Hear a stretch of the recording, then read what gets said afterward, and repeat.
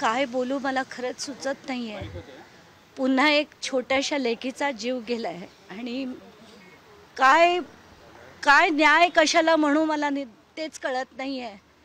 कारण एक 27 वर्षाची छोटीशी मुलगी जिचं लग्न आत्ता फेब्रुवारीमध्ये झालं होतं आणि तो मुलगा देखील इंजिनियर होता। आता ही मुलगी जी होती ती डेंटिस्ट होती।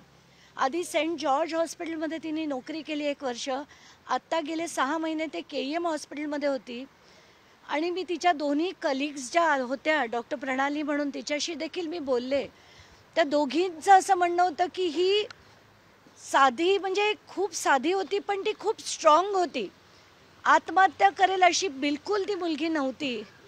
आणि आज आईवडिलांची परिस्थिती काय इतके ते काल त्यांना संध्याकाळी 6:45च्या आसपास ही जेव्हा कळालं ते बीडमध्ये एका लग्नात होते। तिथून ते पूर्ण रात्र हे करून वरळी पोलीस स्टेशनमध्ये आले आणि त्याच्या आधी त्यांना आज मुलीला अशा अवस्थेत नायर हॉस्पिटलमध्ये बघावं लागलं। काय बोलावं मला कळत नाहीये। थोडंसं पोलीस स्टेशनमध्ये आज आता FIR व्हायला थोडा वेळ लागला कारण आधी त्या एका स्टेटमेंटमध्ये तिने आत्महत्या केली असं लिहिलं होतं। तर वडिलांचं म्हणणं होतं नाही आम्हाला माहीत नाही तिने आत्महत्या केली की तिचा घात केला। तर आत्ताचे ACP जे आले ते अतिशय चांगले आणि अंडरस्टँडिंग होते। त्यांनी ताबडतोब मी त्यांना इन्सिस्ट केलं की तुम्ही हे करेक्शन करा। तर त्यांनी ताबडतोब ते करेक्शन करून त्याच्यात आत्ताच्या घटनेला हा जो FIR आहे तो सेक्शन 108, 85, 352 आणि 351चा 2 म्हणजे आत्ताच्या घटनेला त्यांनी जरी तो आत्महत्या करण्यास प्रवृत्त केलं असा जरी केला असेल तरी तो FIR जो आहे तर त्यांचं असं म्हणणं आहे की आता याच्यानंतर पोस्टमॉर्टम होईल आणि त्याच्यात जर कळलं की ती घात झाला असेल तर आम्हाला तो ताबडतोब आम्ही सप्लिमेंटरी FIR करून 302चा गुन्हा करू असं त्यांनी आता आश्वासन दिलं आहे। आणि ते फॅक्ट आहेत जे मी 2 गव्हर्नमेंटचे PPs आहेत त्यांच्याबरोबर देखील कन्फर्म केलं आहे।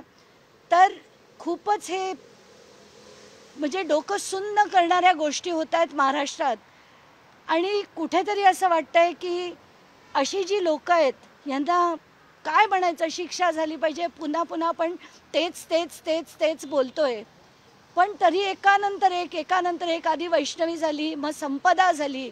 संपदा देखील बीडचीच होती आणि आज ही गौरी देखील बीडचीच आहे आणि दोघींनाही आई वडिलांनी काबाड कष्ट करून उच्च शिक्षित केलं आणि त्यानंतर हे जर सगळं होत असेल तर लोकांना ना खरंच ही मानसिकता आपण बदलण्यासाठी काहीतरी प्रयत्न करणं फार फार फार गरजेचं आहे।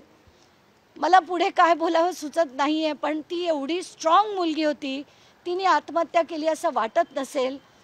हिचं नाव गौरी पालवे होतं आणि हा जो व्यक्ती होता आनंद गर्जे हा पंकजा मुंडे मला खरं त्याच्यात राजकारण आणायचं नाही आहे।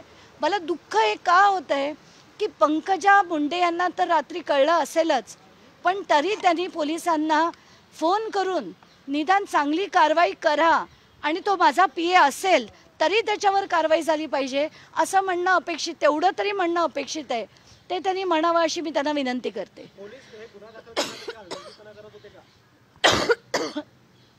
त्यांनी आईवडिलांना यायला वेळ लागला आणि त्यानंतर ते स्टेटमेंट गेला कारण दोघंही अतिशय बधीर डोक्याने आले कारण एवढी छोटी मुलगी आपली तिचा प्राण जातो त्यामुळे दिरंगाई झाली असं मला म्हणता येत नाही।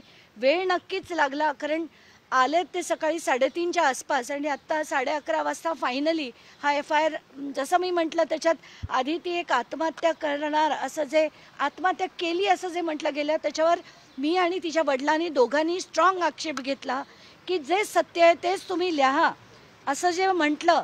तर आत्ताच्या घटनेला हा जो सेक्शन लावण्यात आला आहे तर शेवटचा मी मुद्दाम वाचून दाखवते।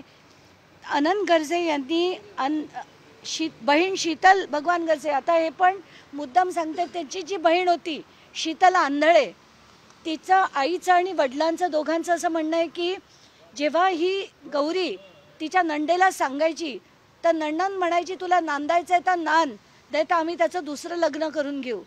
हे काय लोक बोलतात का अशी